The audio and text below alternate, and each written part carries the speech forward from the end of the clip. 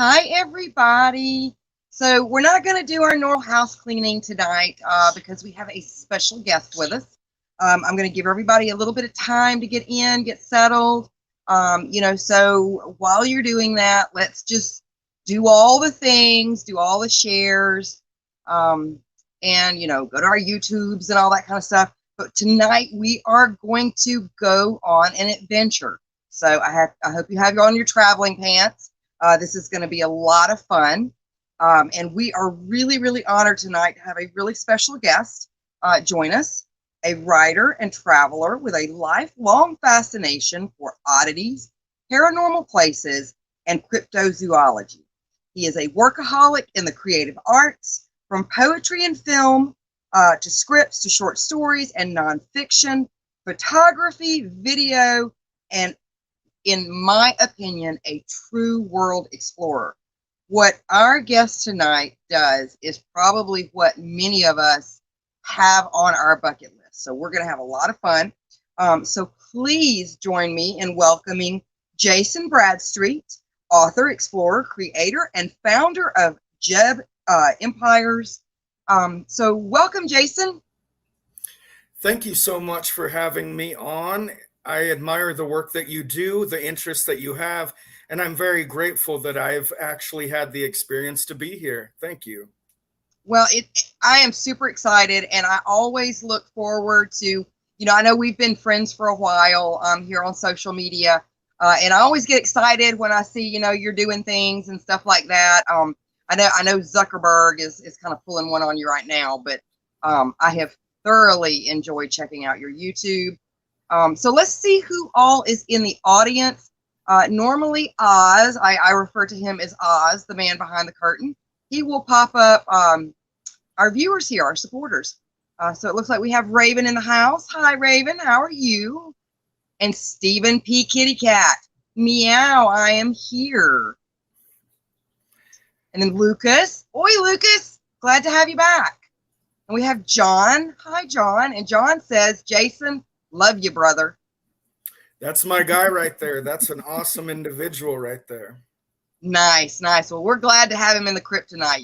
Mother Delamorte always likes her new souls, so. All right, and then Stephen P. Kitty Cat says, I'm working on season 2 while I'm listening. And if you guys have not checked out Stephen P. Kitty Cat and Spooky Tales with Steve the Cat, his season 2 is coming up soon, so you guys really need to check that out. It's a lot of fun. And we have Liz in the house. She says, hey, Odd Mother. And John. Hi, John. We missed you last week. Glad to have you here.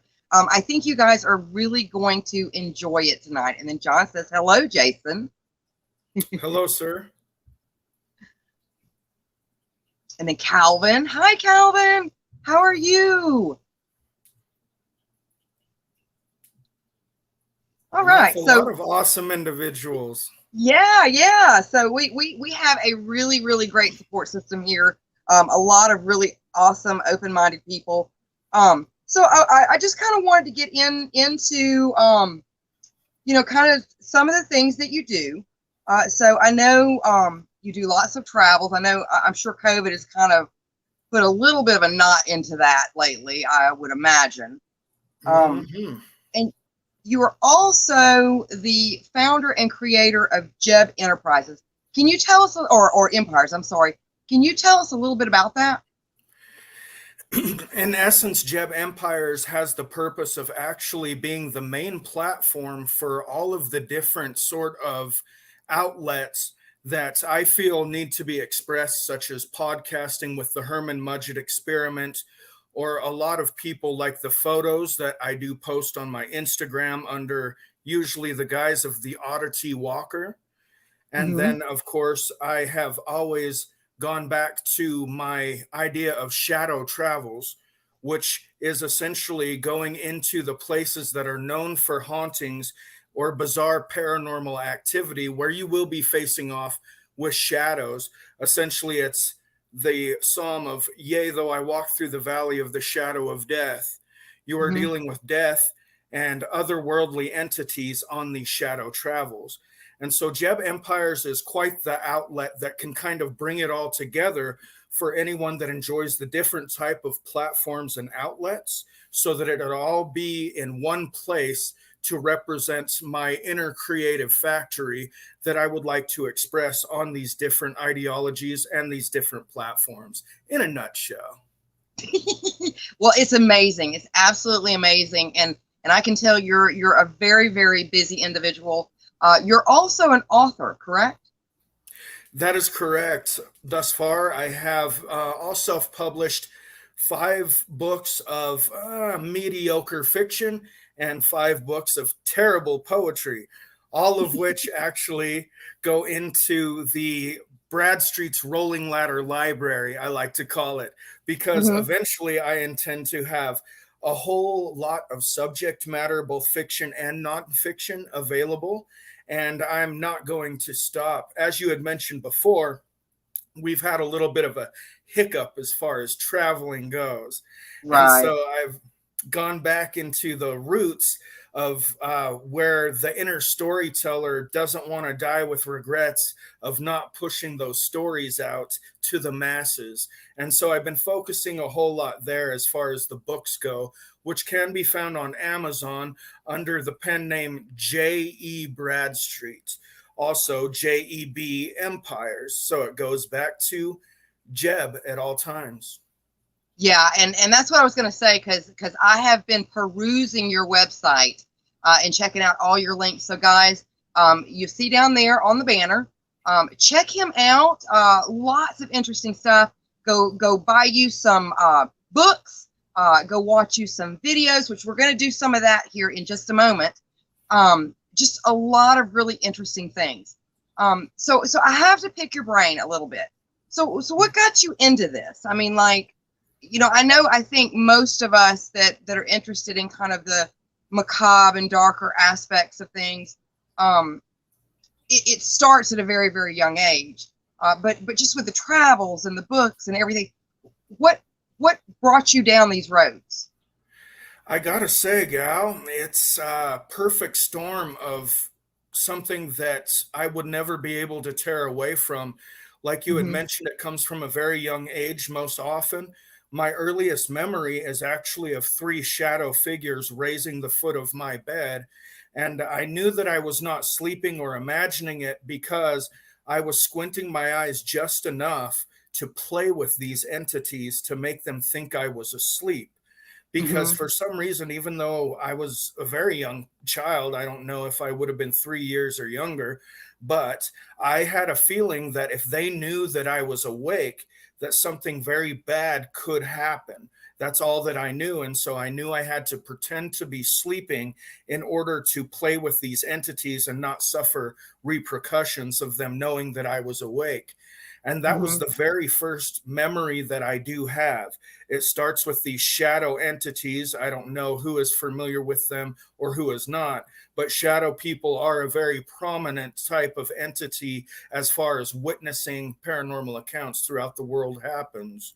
And from there, everything started just with always supernatural elements. The first book that I read was a pop-up version of Charles Dickens's A Christmas Carol, and we all know that that's about ghosts and Oh yeah. haunting holidays. And from there, the first show that I watched was Dark Shadows, the original television series, in which I was even too young to know what death was. And so when I Hmm. saw a certain scene in Dark Shadows, my older sister who was there told me, no, she didn't run away, she died. And I said, what does that mean? And that was the first time it was explained to me. From Hmm. there, I went on to the book of Ghost Hauntings and Mysterious Happenings. And it just seems to be a perfect snowball effect of the things that I saw in the house that built me. A lot of different kinds of entities, most of them except for cryptids, as far as I can remember, I witnessed in the house that built me.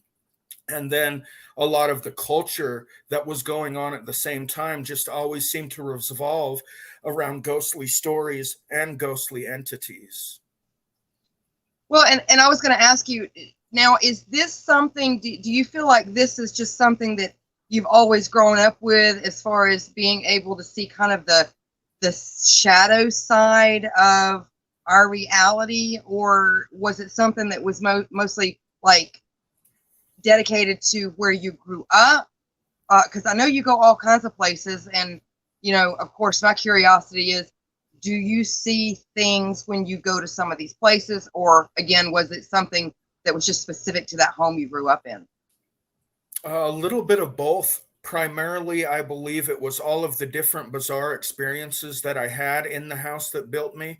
And then I Hmm. do go to some of these places, most of which I don't personally experience paranormal activity.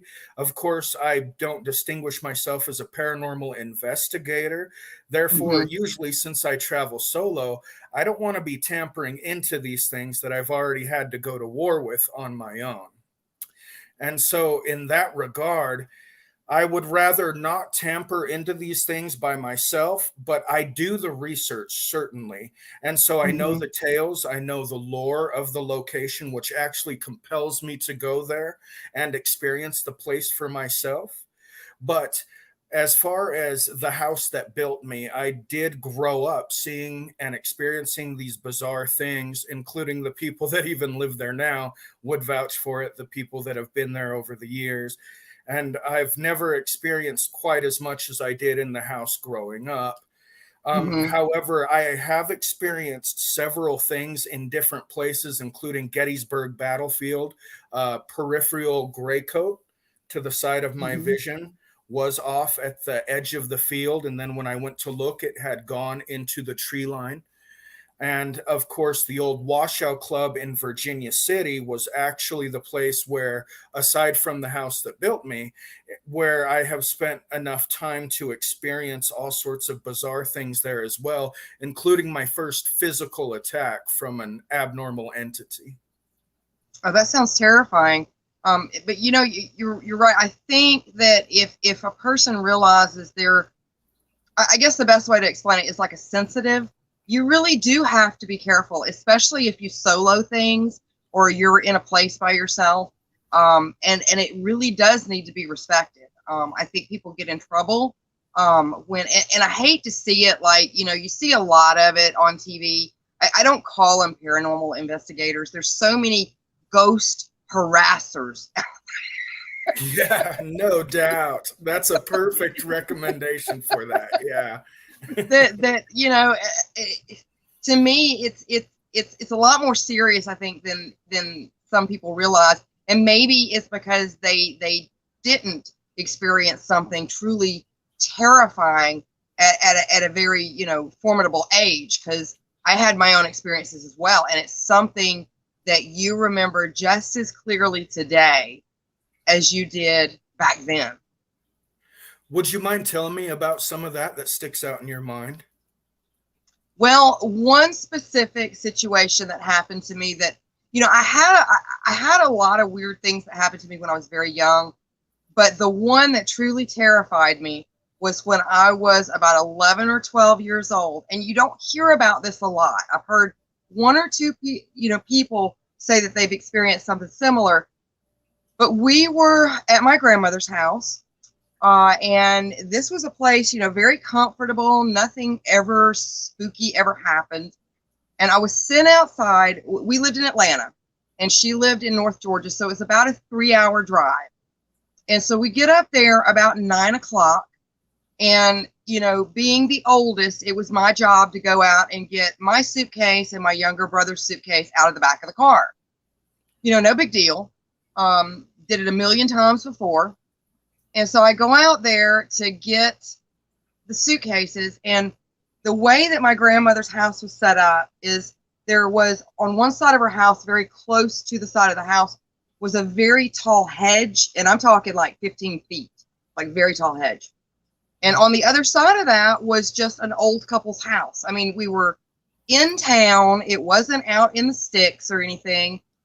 And so I'm getting the bags out of the car, and I hear something in the hedge that sounds like a tomcat. And I'm like, okay, no big deal, you know. And it goes from tomcat to growling dog to like an insidious laughter to more of a high-pitched laughter, and there was no breath in between. You know what I'm saying? It just freely flowed, and it lasted probably a good 30 seconds to a minute. And this was back before phones and all that kind of stuff to where somebody could like pull a joke. I don't know what it was, but it seemed to know when to like notch it up just a notch. And I ran into the house, no lie, like probably Shaggy from Scooby-Doo. And did you say this was after dark? It was after dark in a place that I had never felt uncomfortable before. I didn't smell anything. You know, a lot of people have asked me, well, did you smell anything? I didn't smell anything. And I've had people to the point, you know, saying, well, you know, maybe it was an insane person that broke out of an insane asylum that was walking a cat. And I'm like, look, that's not even Occam's razor. You know, you're making more leaps there than saying we just don't know what the hell it was. Right. And I find it always funny that people want to justify your experience for you as to try to explain something that is damn right unexplainable. Yeah. Yeah. I find that very interesting. And yeah, I enjoyed Atlanta. And you're from that area then. Did you ever make it to Savannah down south? I have been to Savannah. I did tour some of the local cemeteries that are in downtown Savannah. Lots of people either falling in the river or dying of yellow fever. It seems like it was just one or the other. Yeah, Savannah is one of my regrets of not taking the advantage of doing that. The history there, the architecture, and definitely its paranormal haunting history. I wish I would have taken the time to do that.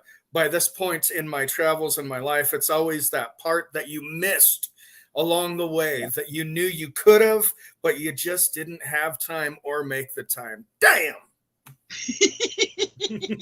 Savannah is nice. Savannah is nice, but I guess from being like a native of Georgia, I probably, if I had to choose between the two, for just flat out experiences, New Orleans. Oh, New Orleans. yeah.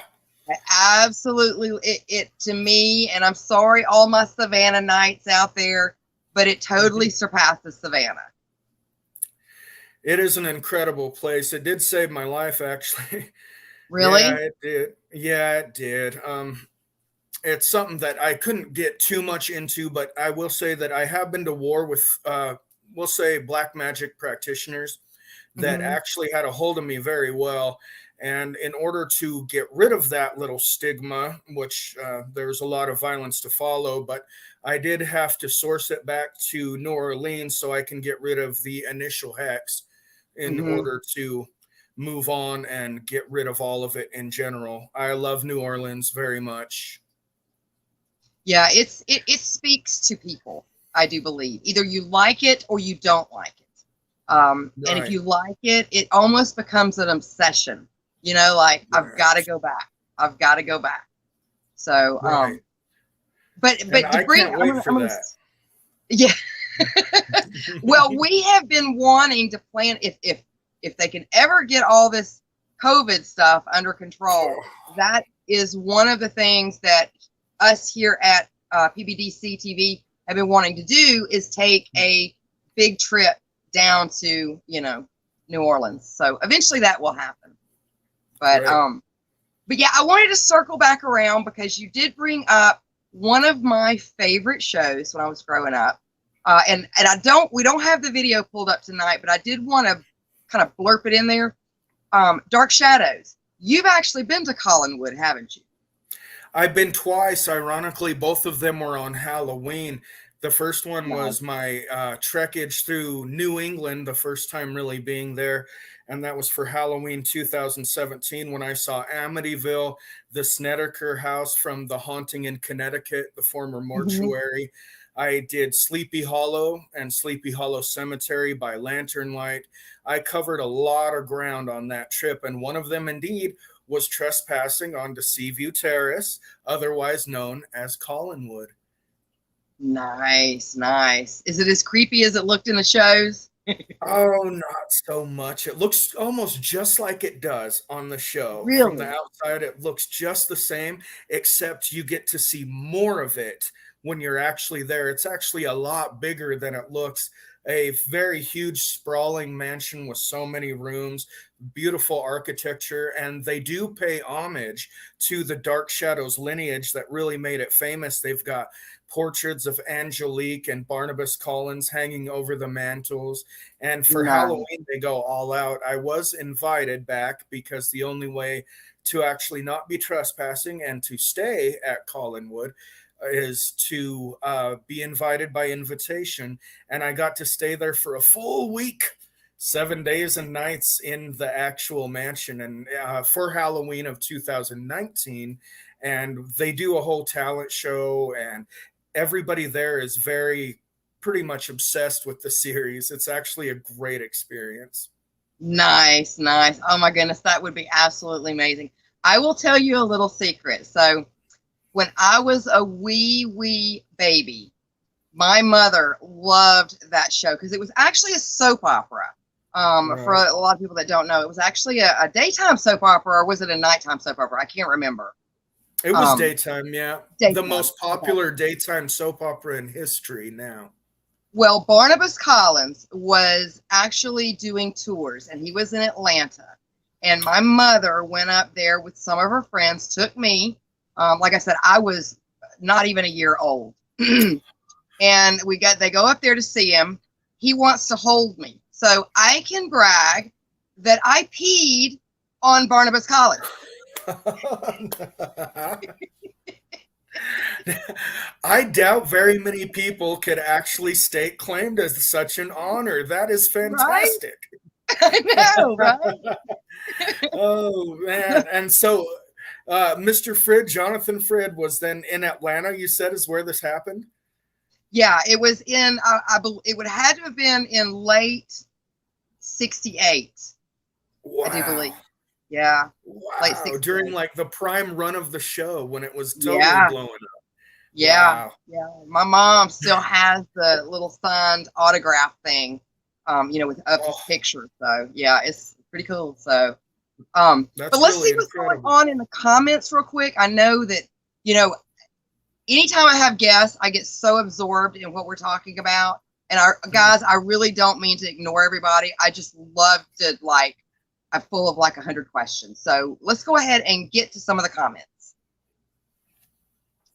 And so we have John that says, love Dark Shadows, was a big fan of that show. So was Raven. Nice. And you can still find it on Pluto TV. Yes, indeed. If you have Amazon Prime, it's also on there, I On believe. there. And then Dizzy Yeah. says hello. Hello, Dizzy. How are you? Cheers, Dizzy. And then Ange says, hi, everyone. Her emblem on her chat is my favorite professional wrestler of all time. Nice, nice. And Genevieve is in the house. Hi, Genevieve. So Genevieve is our resident. She does New Jersey history, haunted history tours. She's up in the New Jersey area, and she does Creepy Parlor for us. But they're on summer break right now. So hi, Genevieve. You're going to like the videos we're going to be doing here in just a minute. It would be fantastic to take that tour. Yeah, yeah. And she goes all out. She's like full character and all that kind of stuff. I would love to take one of her tours. And then Nice. Stephen T. Kitty Cat says that story is absolutely freaking me out. Oh, you mean the spooky one? Yeah. And then Ronald. Hi, Ronald. How are you?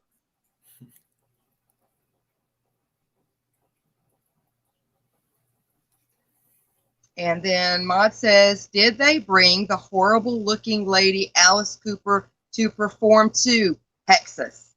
Oh, you mean at Collinwood?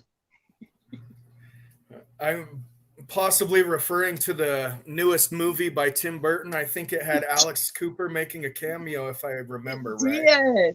It did. And did Which he his sing concert is Welcome awesome. to My Nightmare or something? I can't remember. Yeah, he did. One of his great albums is Welcome to My Nightmare. He's got Hey Stupid and Poison, all sorts of good stuff. His concert is probably my favorite concert ever, by the way. I Yeah. actually got to see it right after I got back from London, England, and that was just the icing on the cake for that year. Getting back from places that I've always wanted to look at just to go see Alice Cooper and be blown away by his creepy performance at the age that he's doing. Yeah, that was a good year.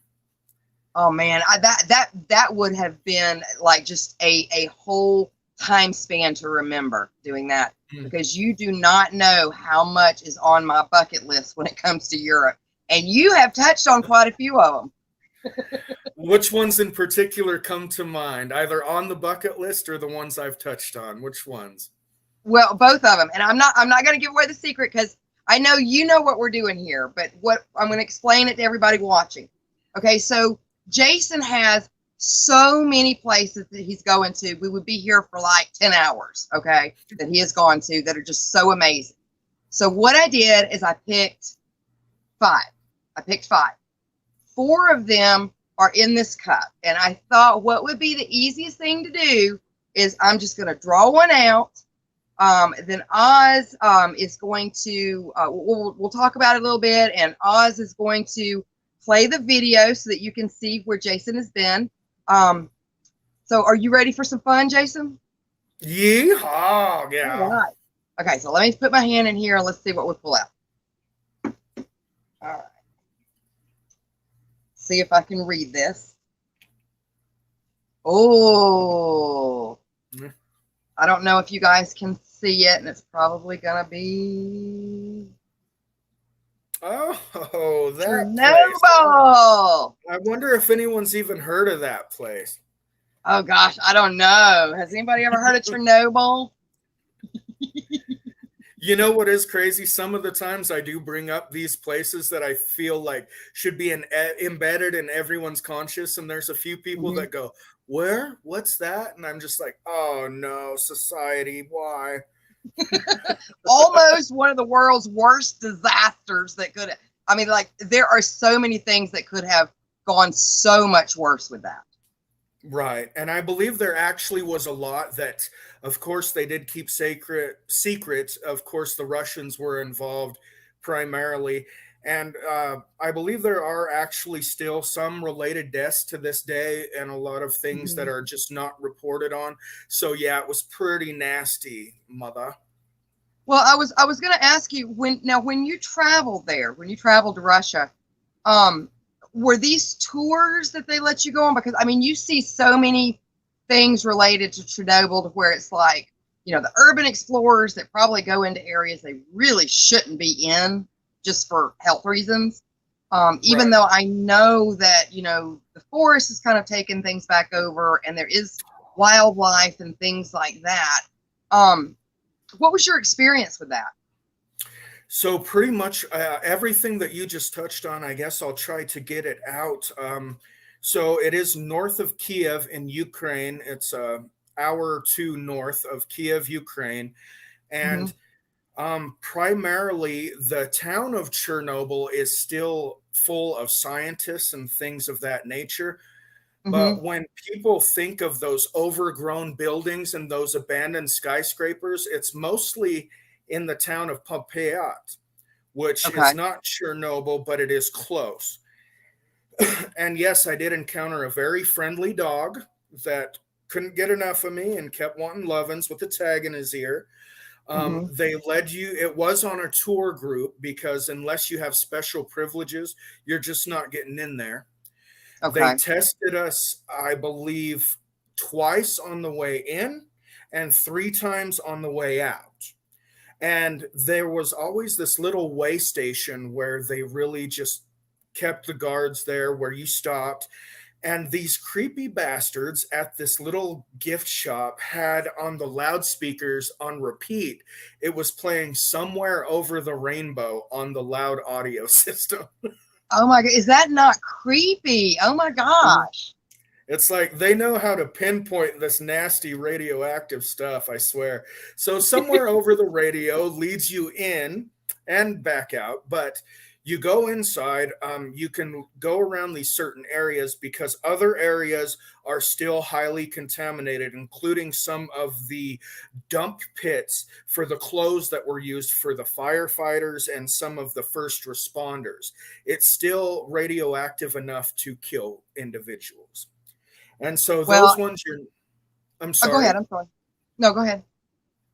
So aside from those individual places, you can go around this entire city. Like you had mentioned, it is completely taken over from what it once was. You can look at Hmm. the old pictures and hold it up, which I do have on my Facebook. One of those is there.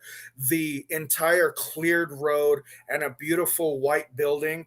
But then you look at it now and it's trees infesting these high towers, apartment buildings, swimming pools, and playgrounds, an amusement Hmm. park, all full of these vines and trees that have overtaken everything. I was going up into so many different abandoned buildings, clear up to the roofs that were open, and elevators that wouldn't move anymore, elevator shafts that were abandoned. And I was just Wow. waiting at some point to come across some individual, which I'm always ready for conflict. I don't mind that very much. But if they're mutated with 3 arms, that's 1 arm extra than I've got, per se. Unless it's the Toxic Avenger, maybe. Right, right. Maybe they'll be a little bit friendly and they'll have a mop to try to kick my ass. There you go. Well, I know Right? I saw the movie Chernobyl, and it was nightmare fuel. It was absolutely nightmare fuel. And I imagine that was probably only maybe 30% of what we really actually know about what happened over there. It's true. And when you do go through these buildings and all the different rooms, it goes on forever. Like I said, you can go explore the rooftops and everything. It almost Hmm. feels to you like it's a matter of time until you come across something or someone. It just has that eerie feeling to it that's going to feed the imagination that says, of all the different rooms and corridors that I'm exploring in this abandoned city, how could it not take place at some point? Right, right, right. Well, if we've got that video geared up, we can go ahead and show everybody in the audience.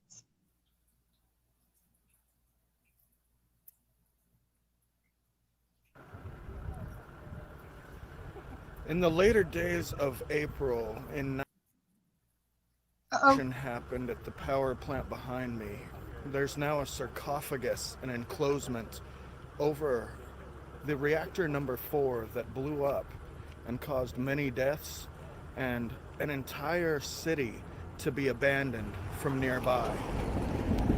Now we can get this close just to examine and to give you the perspective. It is surrounded by wood. There are still many things that are in the area like it was, but also many things that are completely different. Forest has taken over many areas of the nearby Pompeii, and this place caused much more death than was actually on record. This is another lesson to be taught. Do not trust your government. to let you know So that of the big dangers that have silver been thing going over on, there, that's the reactor? especially during a disaster. Yes, it is. Reactor They won't number tell you the 4. truth in And most actually, cases. the Wow. big worry You is should that stop that depending so sarcophagus much is on failing what to you maintain a lot dignify of as the leaders smoke and start and looking to clouds that are yourself still going as on something from much there more this long important. later from This the is Jay meltdown that Bradstreet was that broadcasting bad. from Chernobyl power Well, plant. and don't they have to go in there and 30 like some odd recover years that thing later. every so often? In Check back again general, they soon. have these And thank you different for tuning operations. in. Even this one took a long time, this sarcophagi, and Uh-huh. now they're actually working on ways to repair it because I believe, as far as I'm aware, they don't really allow people in. Now, I could be wrong, and anybody who does know or whatnot, please enlighten me as to that. But as far as I know, it's still so toxic that they don't so much want to allow people inside, even for repairs. Mhm. And now they're having to rethink another way to contain the things that are still going on. It's that damn hot. Well, and I was reading something, Jason, not too long ago, and I can't remember where it was, and it was talking about the shelf life of what they've got that reactor covered with.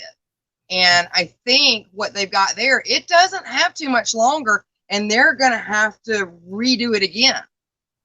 As far as I know, that's correct. I had somewhat of a paranoia of actually being there, and essentially, it's not like I don't infect myself with enough cancerous stuff throughout the day.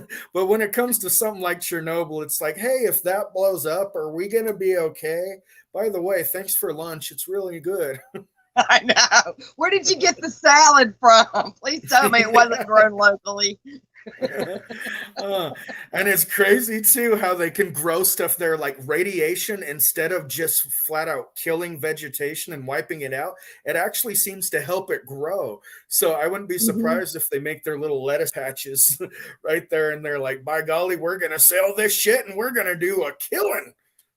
Kind of like the old movie Fruit of the Gods, where it was like humongous giant fruits and vegetables.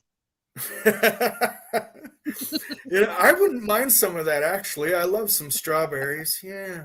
Well, I would love me a big 50-pound strawberry. That would be amazing. It would be.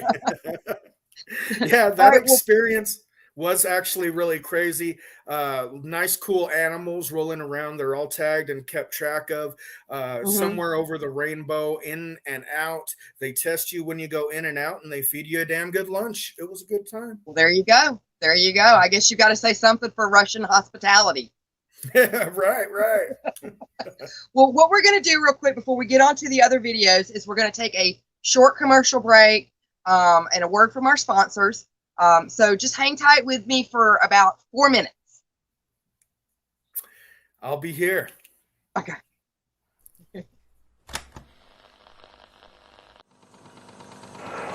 This is Mikey from Out of the Ordinary, and you're watching PBDC TV.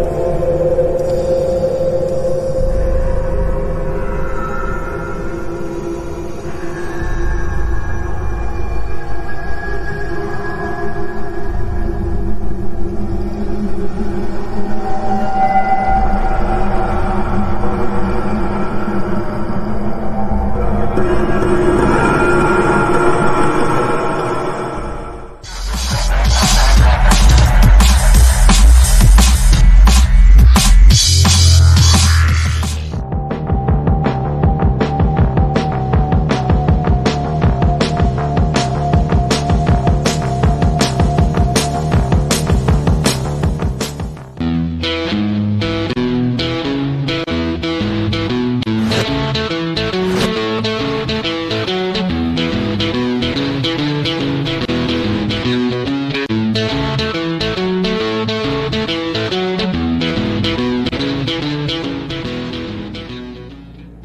hi! First thing in the morning, when I'm listening to music and getting a little bit of time for some creepy research, I'm always representing with my PBDC merch. What a better way to have a cup of coffee in the morning.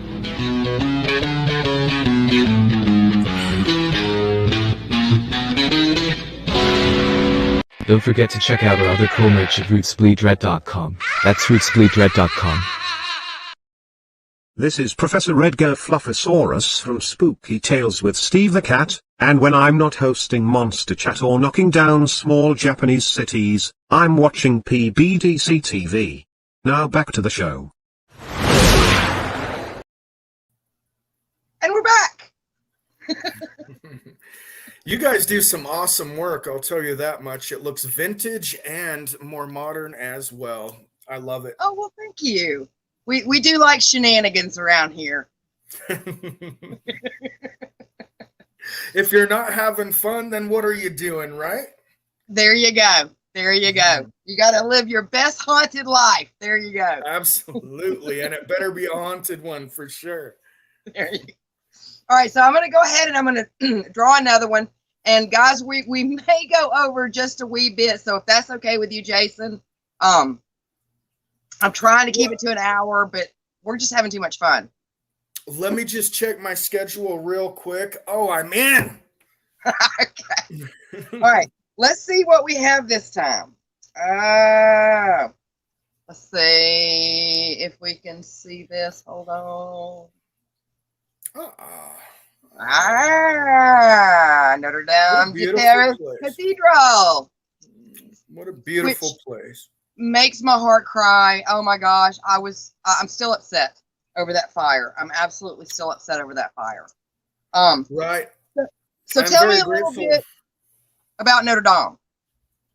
Well, one, I'm very grateful to be able to see it before what did happen. I have always been fascinated with the actual story by Alexander Dumas about the tragedy that he actually wrote around this building that he had recognized somewhere that was very neglected and in disrepair. And he brought fame back to it. It's not the beautiful Disney story that most people know and things like that. It is a tragedy that revolves around giving love, respect, and attention to those less fortunate in society, even if they might have a whole lot of deformities. Much like myself, watching that Chernobyl video, I don't look like that in real life, do I? I'm a little more handsome than that. I mean, I've been traveling a lot, eating a lot of outdoor food, chocolate factories a lot, so I'd imagine I look better, but I might be a Quasimodo hanging among the bells one day if I can find myself a cathedral. I think you are quite handsome. I think you're quite handsome. I appreciate that very much. And while I was actually outside trying to document Notre Dame Cathedral and to get it done right, I was nearly the victim of pickpockets. Really? That's something that a lot of people, when you do travel around the world, and particularly in Europe, of course, we know Notre Dame Cathedral is in Paris, France, and they are notorious for pickpockets. And I was aware of this. I do my research, and I've been through enough things and enough places where I can be prepared for this sort of thing. And while I was trying to document Notre Dame and record videos, I was thinking I was nailing it and doing it just perfect to get the narrative down so that people could experience the place and what developed to make it so beautiful. Right. Next thing I know, I'm approached by this very nice looking woman, this small in stature gal in a dress, and she came up surrounded by kids. And she held out this little clipboard, looked very professional, with a contract written on it to say, will you help save the cathedral? And so there I'm like, oh, okay. I stopped my video, slightly annoyed because I was on a roll, but I was like, all right, I'll help this lady out. Next thing I know, I'm starting to read this thing, and then it clicked.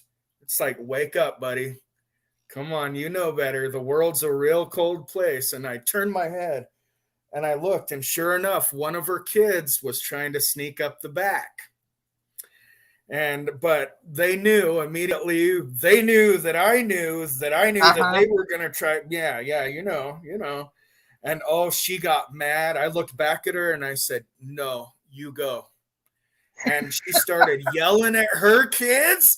I mean, berating the ones that got busted, because I turned and looked. It's like, no, if I was your average everyday tourist, they probably would have got away with it fine. But oh man, I thought she was going to kill her kids right there in the middle of the square in front of the beautiful Notre Dame Cathedral. And that just seems, and I know it's a little displaced because you were in Paris and not London in this particular situation, but that seems almost very like Dickens. You know what I'm saying?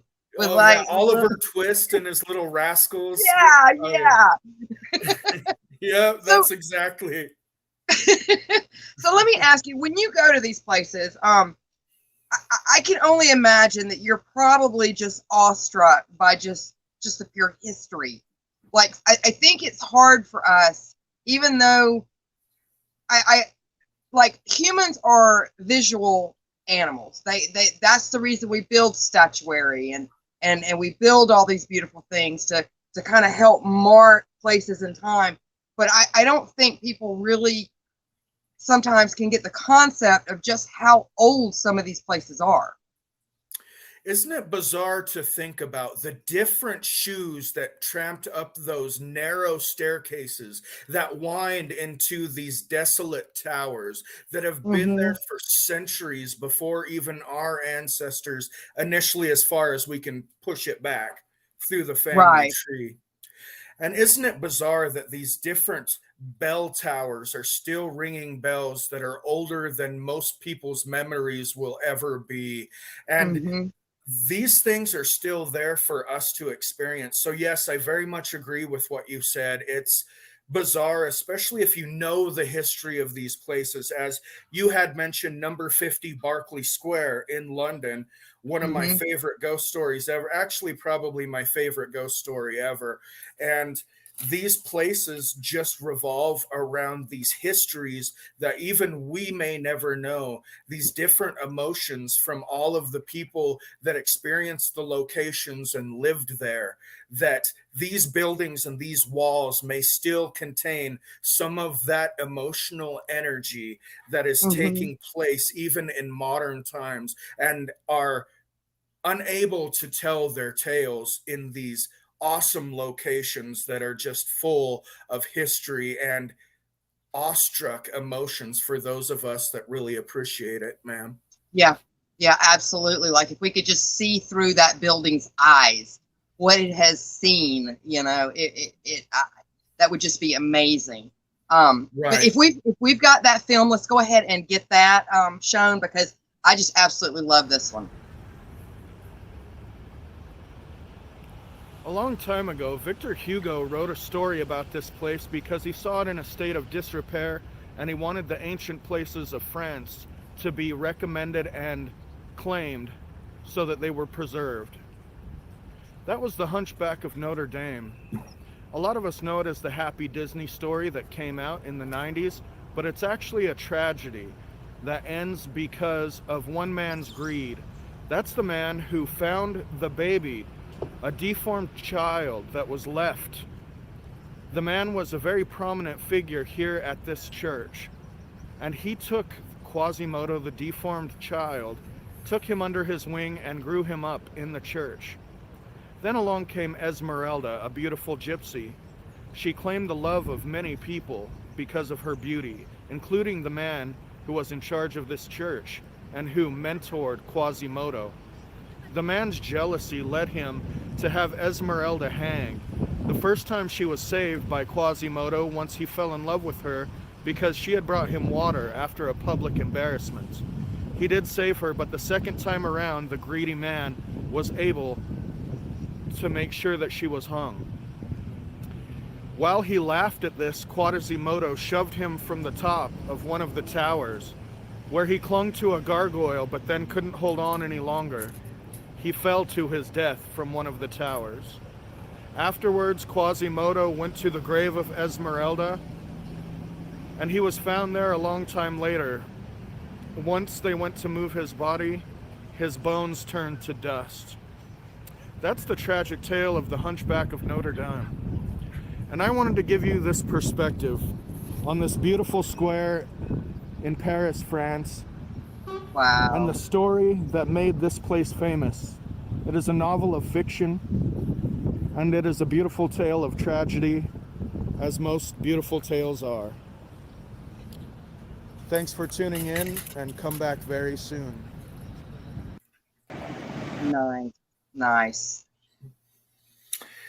Thank you. It's a bit shaky, but yeah. And one of the other things I love about that place is you can just go to these nearby restaurants and cafes, be served some of the best food in the world, and sit and have a cigarette and some of the most delicious coffee while you're doing it. It's beautiful. Right up my alley. So you know, I have not checked on it lately. Have you checked on the status of Notre Dame lately? No, I have not. The very last I heard was that they had gotten the funds because people donated very quickly to rebuild. And that's the last that I had heard on it. As far as the rebuilding goes, I do not know. And also, I don't know what sort of implications COVID would have on this. Or I don't know if I'm allowed to say that on this channel. I meant Corona, the beer. Yeah. With a little bit of lime. Yeah, I don't know how much the beer and the lime have affected people's ability to work, because I know that country is going through another extremely tyrannical lockdown, even more so than what's happening in many other places. But I actually, while I was in Paris, I got caught up in one of the yellow coat protests.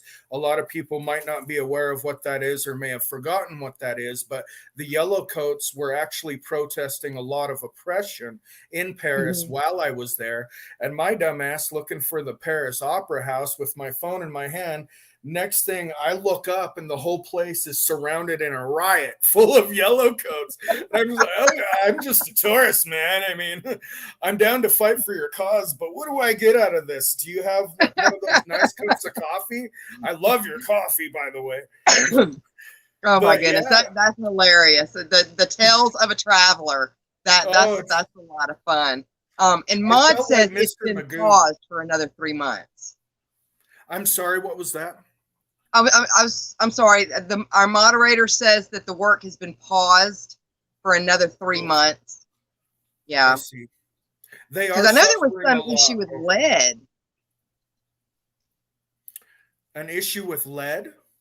With all the lead from the stained glass windows, it it just melted basically. And so they have all this lead that they've got to clean up.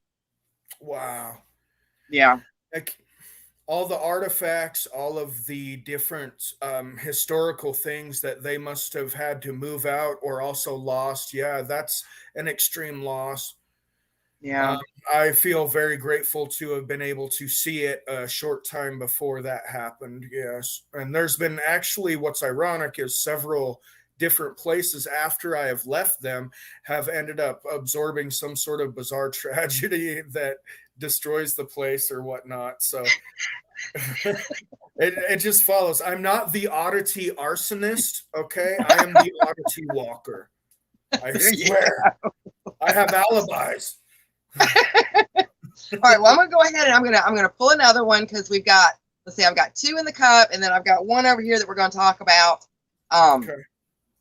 So let's see what we've got here. Let's see. What do we have here? Can we focus in on that? Oh, is it what I think it is? Oh, my favorite. Oh, and you're gonna have to pronounce this. That would be Sedlik ossuary. Sedlik ossuary. Okay. Yeah. I know some of the Slavic words sometimes are pronounced so much different than what they're written. They're pretty bad, huh? And I didn't have too much of a hard time until I hit far Eastern Europe, like Romania. That's when I Hmm. started, and Ukraine, that's when I started to be like, damn, I don't have a clue. But this place, Sedlik Ossuary, is in a town called Kutna outside of Prague in the Czech Republic. Hmm. And basically, this church is surrounded by a burial ground in which certain people or their families ran out of money to be given their burial plots in this sacred ground. And so, since cash is king, even back then, they were no longer allowed to share that ground with the more prominent individuals. And the peasants, since Wow. they could not afford it, had their bones dug up from that sacred ground to make room for other people. So, what do you do with the bones that had been dug up? It went into this church, Sedlik Ossuary. And down in the basement is where it all begins. A chandelier made of human remains hanging overhead, family crests documented out of human bones on the walls, and so many Of the different bone churches, skulls. this is the big one. Yes, indeed. Yeah. Now, aside from the Paris catacombs, I've never experienced anything remotely like this that has such a conglomeration of human remains put together. But also, the main message of this church, which is now sinking into the ground because of so much digging that has gone underneath the church, it is sinking into the ground. So, who knows how much longer it will be standing. So, get it while you can. But in that regard, it just goes to show you that even in death, all of us, whether rich or poor, king or peasant, we all look the same with our grinning skulls. The great equalizer. Yes, ma'am. Now, didn't the Black Plague play into some of this as well, as far as like just the overburdens of the actual cemetery itself too? Actually, even though I had gone through with a very important tour guide who gave us a lot of this information, Hmm. I can't speak about that with too much accuracy. So I would leave it up to the audience to do a bit more research, and please let me know later on the accuracy of that.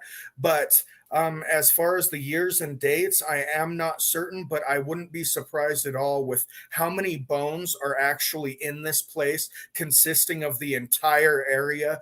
I wouldn't be surprised if any sort of plague, including that, may have played a point in what decorated Sedlik Ossuary. Well, let's get to the video, because I've got to tell you, this is number one on my bucket list.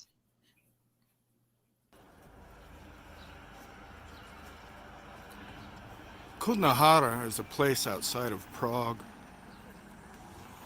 There's a certain location here in which people flocked to because they wanted to be buried on holy ground. This led to an influx of sorts, sort of its own gold rush for people who wanted to be buried here. And that in turn led to many graves having to be dug up and the bones reorganized. Notice the skulls at the top of the church. There is a symbolism with it. And for a quick scout around, this is a perspective to give you. There were some archaeological digs going on just down here, in which more bones were found and relocated. That endeavor has since ceased momentarily. Through here we do have the graveyard where it was considered holy ground, and those who could no longer pay for their plot had their bones removed and put inside the ossuary.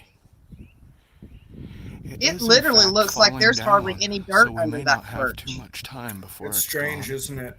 And I believe some of the Yeah. silver mining going on in Kutnahara also played a major effect to when you actually look at the church from the side, and I do have better photos of it, you can see that it is leaning. Oh my word. And so all throughout this graveyard, they had been digging up different people simply because they couldn't put a pretty penny on their plot. And it all goes inside. And you know, there's a lot of countries that do that. I think there's still some South American countries that do that. Right. And even in regards to the fact, I would say the United States is a lot more conservative in many ways of, relationships, nudity, the dead. When you have other countries that actually dig up their dead relatives to honor them, respect them, and pay homage to them while eating feasts around their bodies after digging them out of graveyards, you realize that the United States really is somewhat, I would want to use the word weak, I suppose, in regards to things like you behold in this video. Yeah, we have gotten so far removed from death that it's just it's I think it makes it much more traumatic than probably what our ancestors were used to. Right. Realizing that it could potentially just be almost an honor. Of course, we have the different people like the kamikazes with the Japanese, or even with the radical Muslims who actually feel that death is an honor as opposed to something to be afraid of and to be shunned. I'm not saying they're right or wrong in any regard, but what I am saying is they seem to have a much more open approach to what could potentially be awaiting for us after death once we lose the bodily vessel. This place is just amazing, Jason. I wish the video did it justice, my gal, because as you can see in the background, they have the crucifix of Jesus being crucified. So it's a conglomeration. As much as I could try to catch it, even though it's a very busy place, you can see the angel statues that are there among the dead remains. And so it's a very beautiful church. There's even an upstairs that's not in the basement that also has not so much bones, but it looks like a more regular church. As you can see here, you have the family seals. So it's almost like a very ancient and beautiful church that is kind of overrun with these human remains. It's pretty remarkable. It really is. And you know, I could almost dig having my bones put up in a church like this. Right? It would be amazing. Right. Whereas burial kind of creeps me out. If you make some sort of purpose out of my remains, I'm totally for it. Like one of those urns that makes a tree, or you blow their ashes into some sort of glass. Like, make an artist out of me in death too, right? There you go. Make me beautiful. I don't want to be in the ground and just like turn mushy. Right. Like, ew. And then have somebody build their house over me later. And then I'm like, hey, what are you doing here? I was here first. Wow. This is really cool. I'm surprised they let you take video in there. For a little bit, for the most part, I was kind of sneaking it. I did ask if pictures were allowed, and they said yes. And so most of the time I was pretending that I was taking pictures, whereas my mission, after making all the mistakes of not recording Gettysburg or the Winchester Mystery House or Point Pleasant, West Virginia for Mothman, I learned after so many of my travels that were just in pictures that my audience deserves to see it in video so that they can get a better grasp of what it feels like to be in these places. And so, while I Right, was right.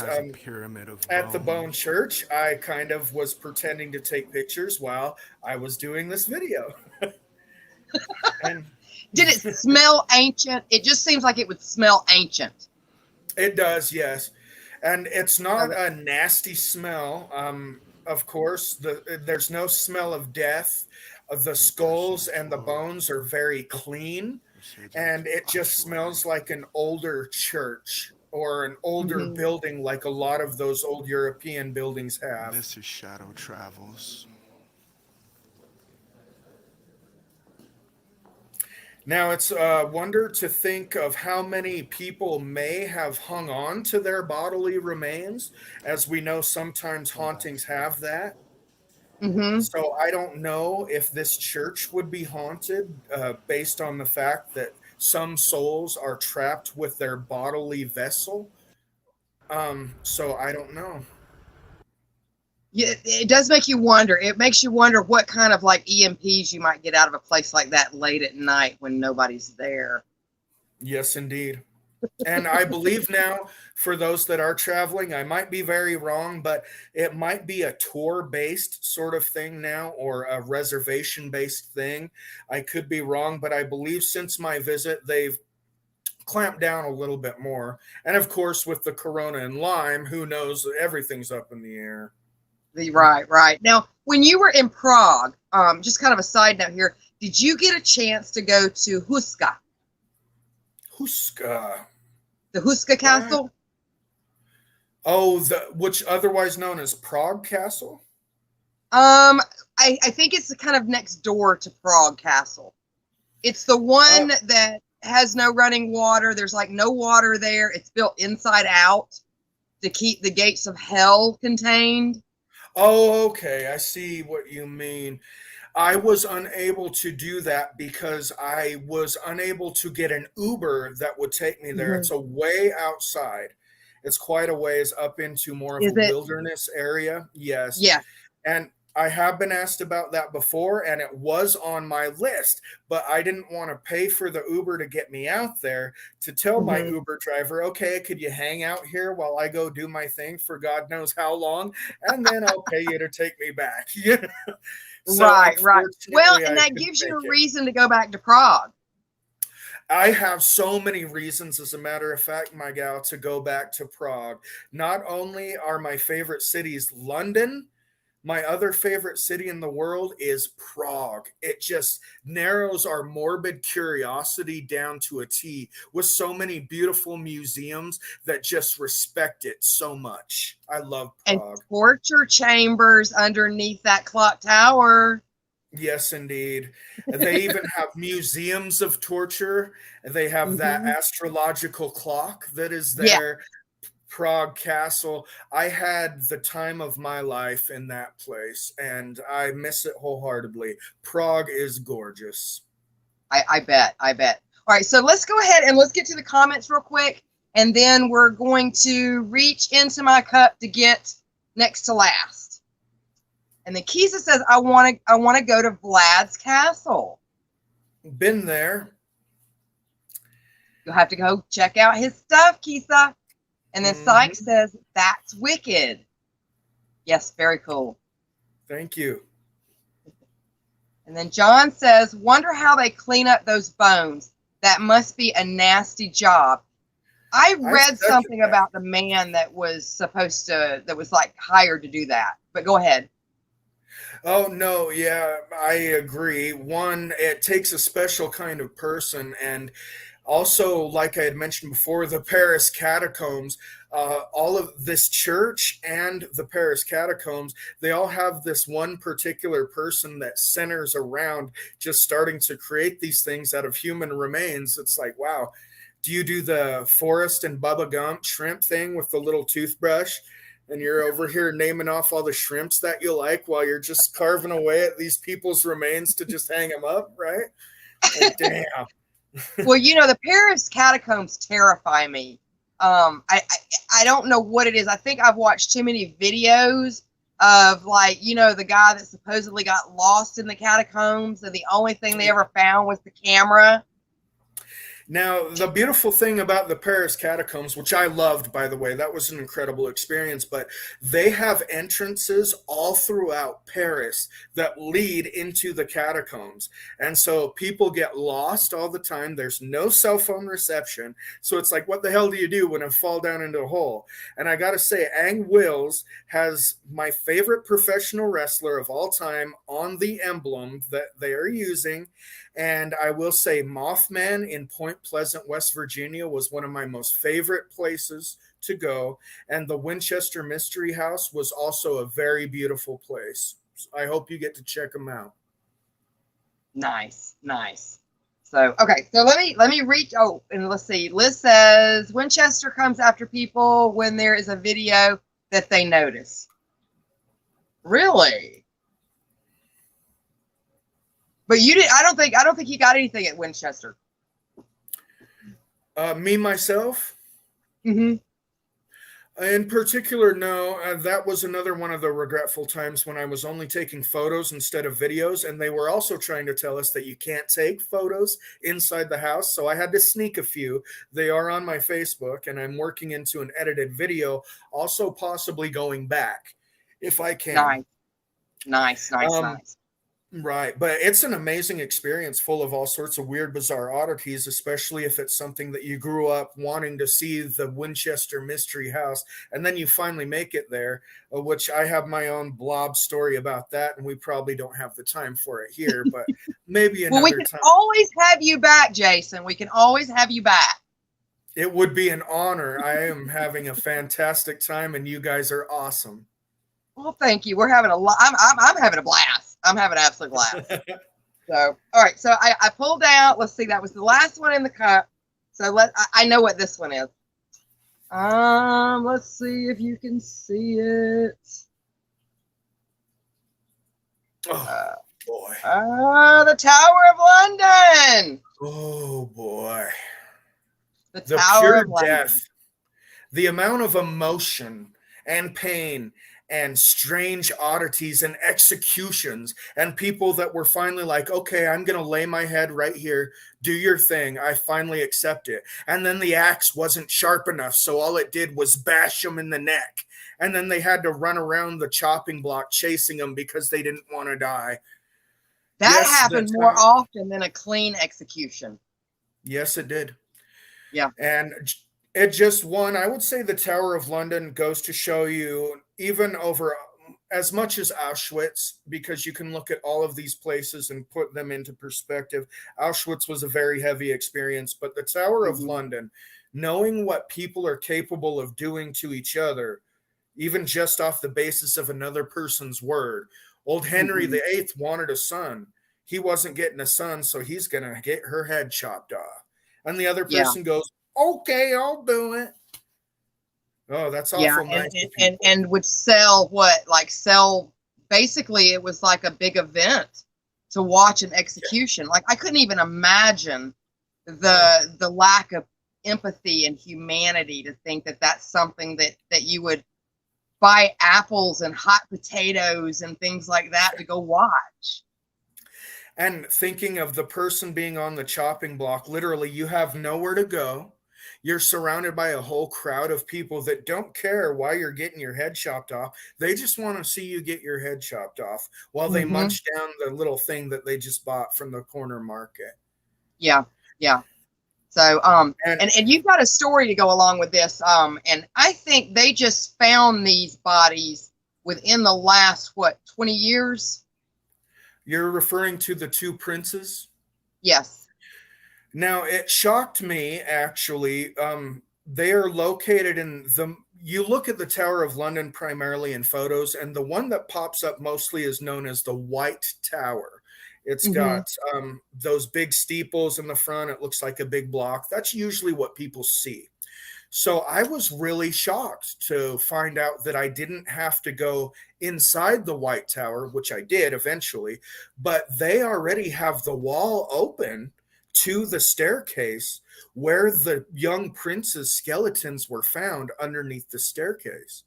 They Now, did they actually remove have, them, or are they still there?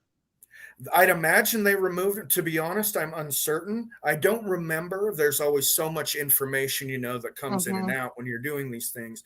And you might be able to find on my Facebook, if you hunt far enough, for anybody that's interested in looking. I do keep those public. And you can look through the photos, and there is a plaque that is right in front of the staircase that has a little more information. Of course, a Google search never hurts anybody. Right. No, exactly. And it's a fascinating story. I can't remember it either. I just remember reading about it. Mhm. And they were just kind of like, well, we don't know what happened to him, Yeah. And An absolutely horrifying specification, too. The two young princes always playing throughout the courtyards and enjoying each other's companies as young children. And then suddenly they go into their bedroom quarters and they're never seen again. exactly. And nobody seems to be upset about it. Ange has a question for you, Jason. Yes, Ange. Which, I love your emblem, by the way. I don't know if I've told you that yet. I almost thought about wearing my Undertaker shirt tonight. Yes, as you can tell, I always had a morbid fascination. My favorite pro wrestler has always been The Undertaker. My favorite monster truck has always been the Gravedigger. I just don't know how it's always gone there. Oh, yes, So, I've been inside. yeah. Oh, yes, all over it. It's actually a very beautiful experience. They have a lot of incredible tapestries and exhibits full of white knights' armor over horses' armor, and different rooms throughout the place. And it's an entire complex.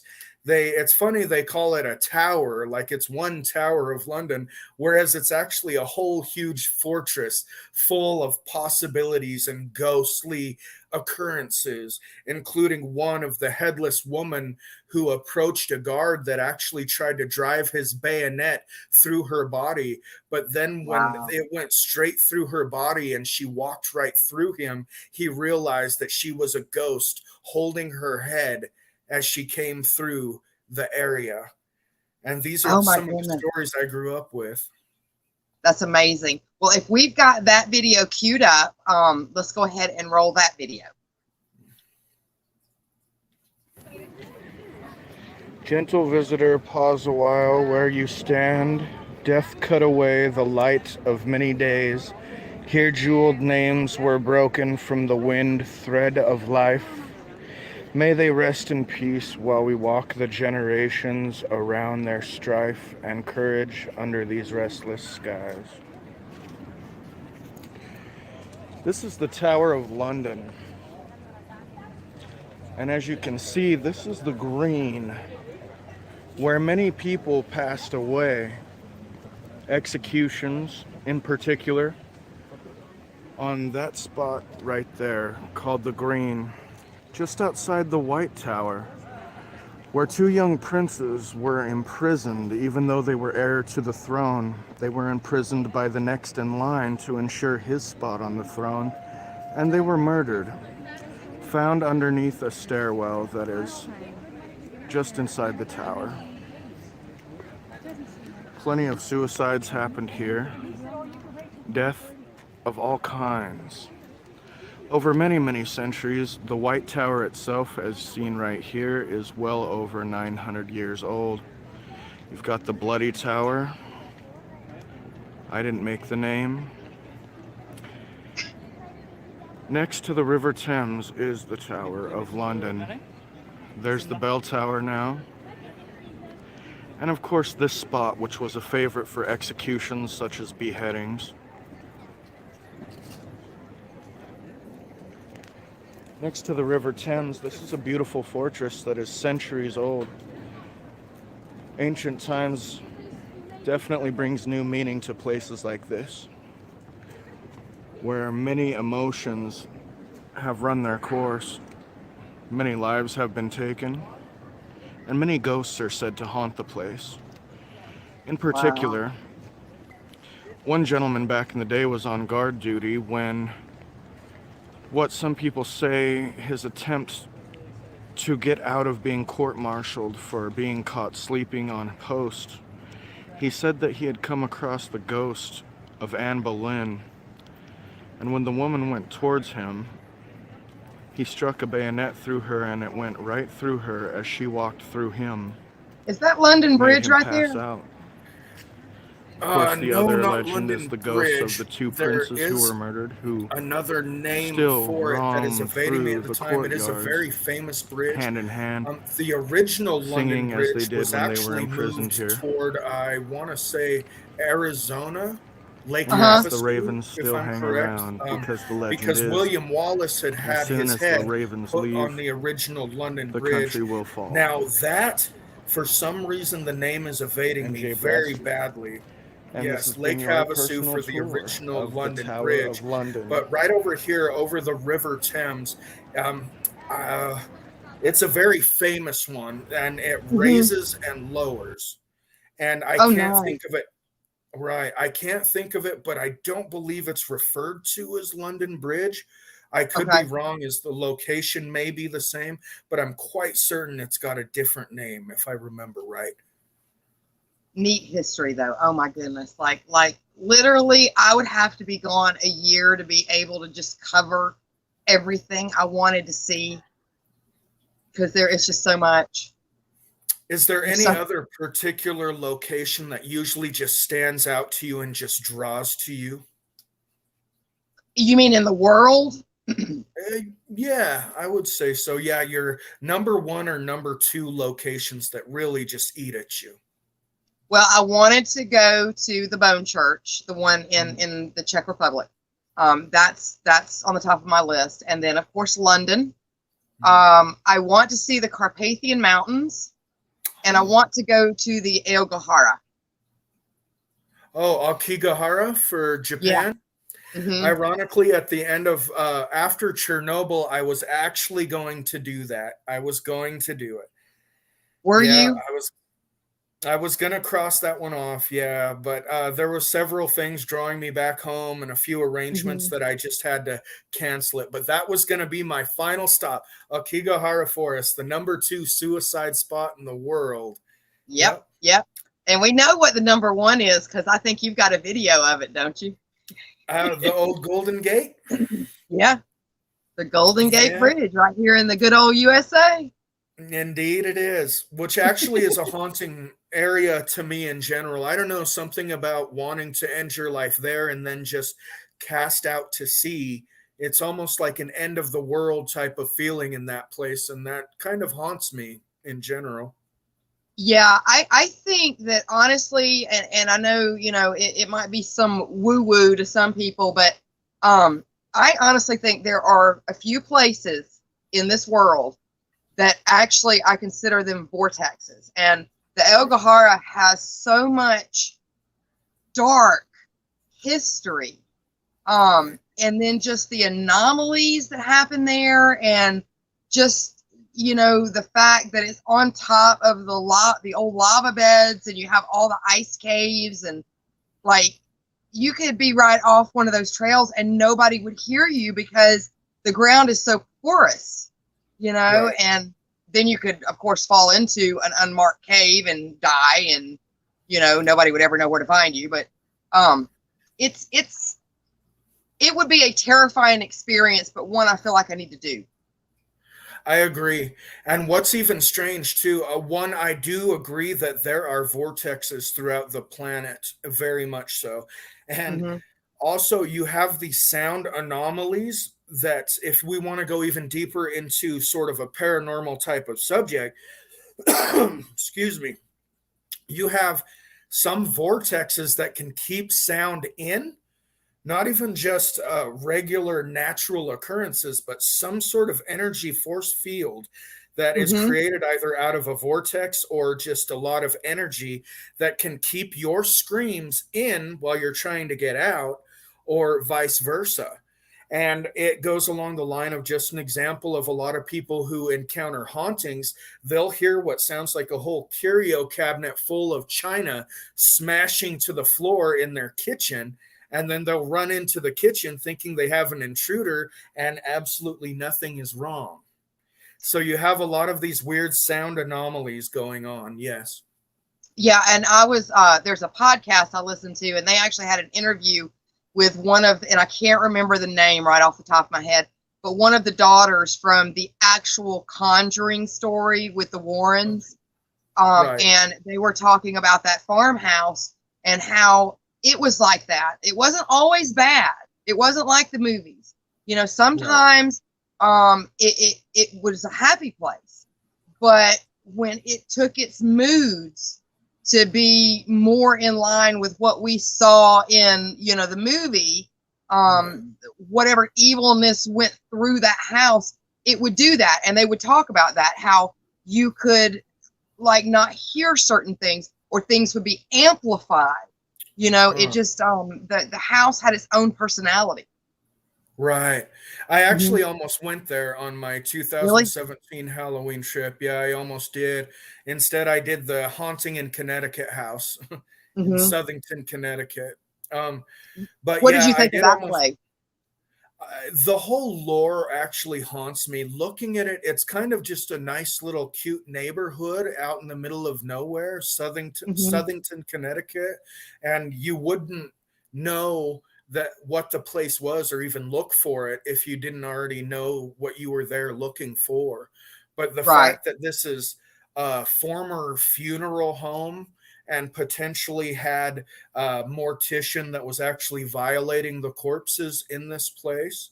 And of course, the movies always blow things out of proportion in their own way. But in my opinion, reality is usually a lot more horrifying than actually what the movies show you. Because these things come out of nowhere and it just strikes you out of nowhere. A lot of very frightening imagery and things of that nature. So I found the Snedeker house to be actually pretty creepy.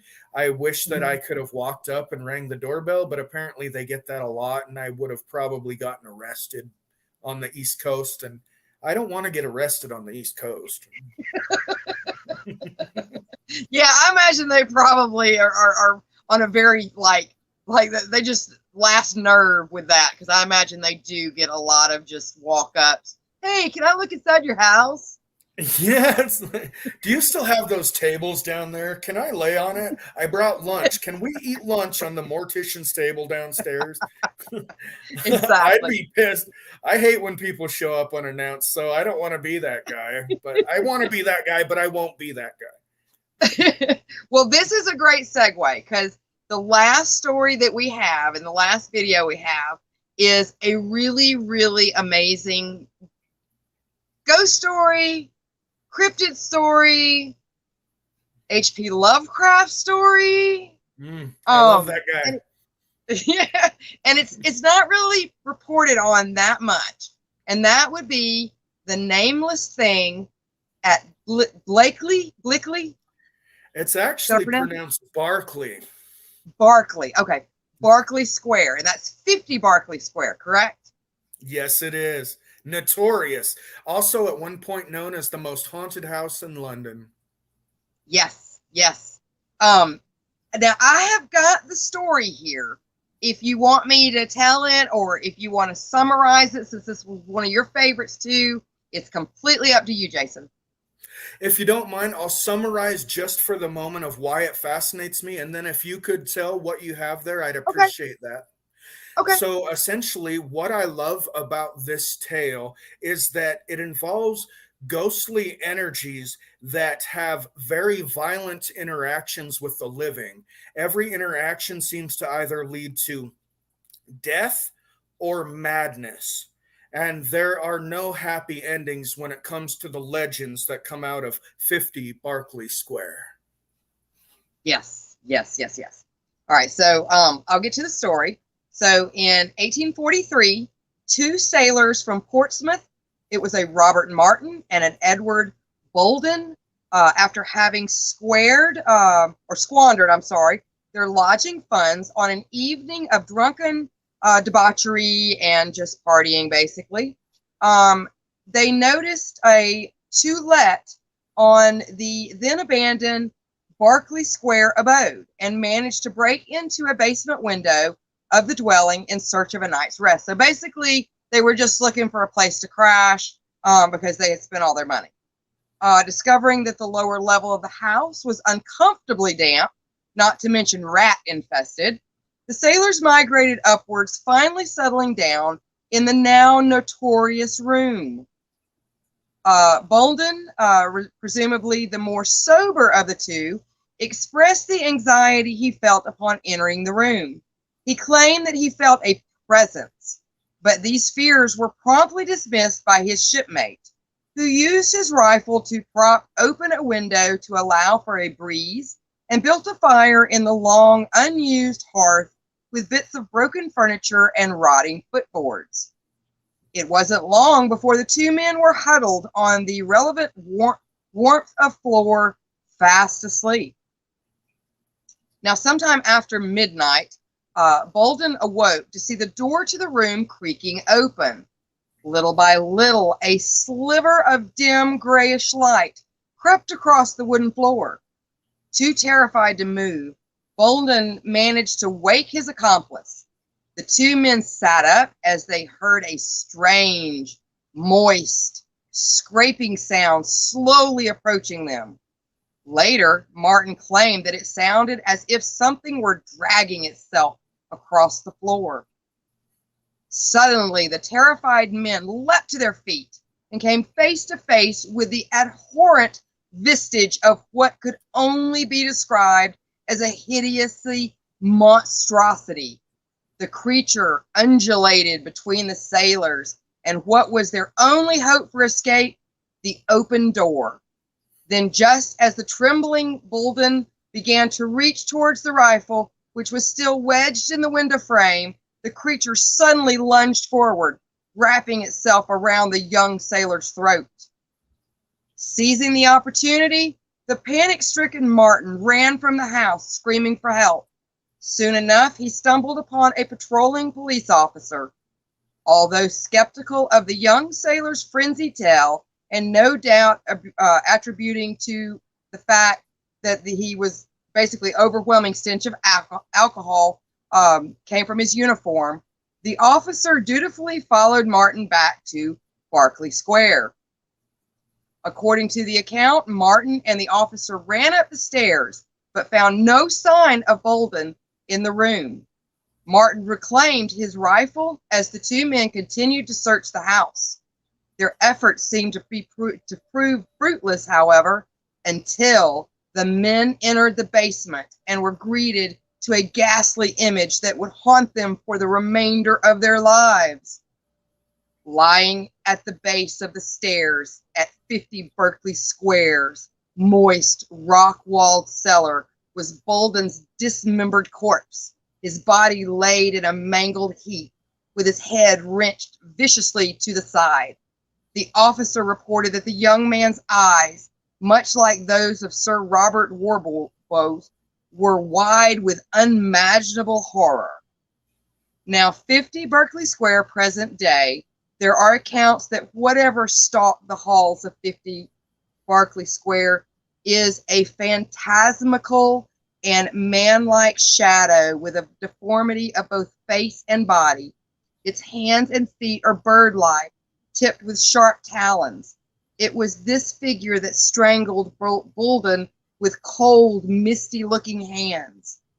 Now, another version tells where Bolden was thrown from a window, and he fell on a spike from a wrought iron fence below. Now, throughout the years, others have survived and described something without form, slimy, which made a gruesome, sloppy, slapping sound when it moves. One eyewitness said the creature snaked forward on tentacles, an octopus-like thing that belonged neither in the sea nor on land. The end. And there are so many versions that do come with this. A maid who started her first day and suddenly she shrieked in terror. And when everyone came up into the room, her eyes were wide with terror and she never recovered her sanity again. Or another very brave man who said he was going to go into the cursed room upstairs and he would spend the night and they would have to pay his wage for it. And little Yeah. did they know, throughout the night, he started ringing the bell ravagely. And when they went up after they heard the gunshot, they found him laying over the bed with his eyes wide in terror, dead from fear, and a bullet hole still in the wall. Oh, crazy stuff. Yeah, there is. And I just find that particular story fascinating, and you don't hear it that much, you know, like there's some that you hear a lot. But at least over here in the States, you don't seem to hear that story a whole lot. Right. And I had encountered a gal on my ghost tours. I believe it must have been Bucharest, Romania, when I did a ghost tour.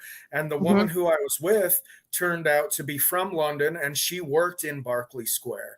And she was supposed to get back at me a little bit more about it, but she ended up not on my profile anymore, possibly for political reasons. But, you know, I mean, so that's I won't hear back about that. When I wanted to finally get there, I was late to getting there, and there was a family that was there, a husband, wife, and his 2 children that were there looking at the house.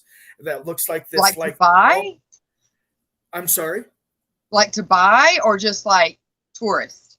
Oh, tourists. They were there for the same reason that I was. It was crazy because, as you had mentioned, hardly anyone mentions 50 Berkeley Square anymore, unless you're really into the topics that we're into. You don't usually encounter this tale too much anymore. And that's so true. When I showed up there, this family was there, and they helped me snap some pictures. And it was kind of crazy that this British family was there, and he was enlightening his young ones to the horrors of 50 Berkeley Square. That's a lot of fun. I you know, my dad, he was really always full of a lot of ghost stories and stuff. So that's always fun as a kid to have a parent that likes to, you know, kind of creep you out just a little bit, you know. There is some fun in fear. But let's see what's going on in the comments. And Jason, I have been so happy to have you on tonight. This has been so much fun. Same here. I appreciate you so much, and the work that you do is incredible. I thank you so much for all of this. Well, thank you. So let's see. We have the mod that says, that is not dead, which can eternal lie, and with strange aeons, even deaths may die. That has to be Lovecraft. Is that Lovecraft? Sure sounds like Lovecraft. It sure does, with the eternal die. I know it can't be Shakespeare. No, I don't think it's Shakespeare. and you know, we didn't even get to Saint Germain, but I had so much fun tonight. Maybe we'll just have to do that some other time. Yeah. If we can schedule another time when both of our schedules come to be scheduled, I will definitely schedule some time to continue these discussions. I've had a great night. Same here. And then let's see, Hexus, your pet got loose. Exactly. And then can't keep the cage, Kisa. Well, I had an absolute amazing time. And Jason, thank you so much for joining us tonight.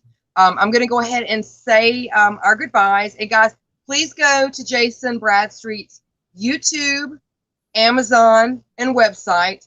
All the links can be found down here in the banner on his website. You can find all his particulars. Get you a book, watch you some videos, and just have a good time. He's got a lot of neat stuff.